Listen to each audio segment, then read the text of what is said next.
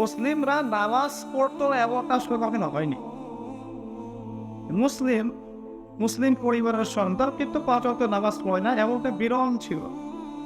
এখন এটা অ্যাভেলেবল। মুসলিম পরিবারের সন্তান নামাজ পড়ে না, অ্যাভেলেবল। একটা সময় ছিল এটা বিরল, নামাজ পড়ে না, চিন্তা করতে পারছ নামাজ পড়ে না। আর নামাজ না পড়লে কাউকে মুসলিম মনে করতো, এটাও বিরল।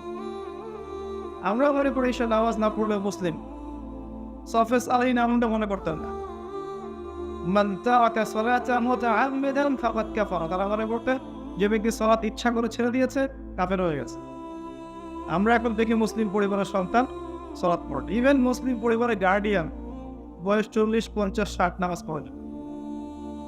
হ্যাঁ, দেখবেন চায়ের দোকানে বসে আড্ডা পিটাচ্ছে, ক্যারাম বোর্ড খেলছে, গোল হয়ে লুডু খেলছে, তাস খেলছে, বয়স 60, 50, 40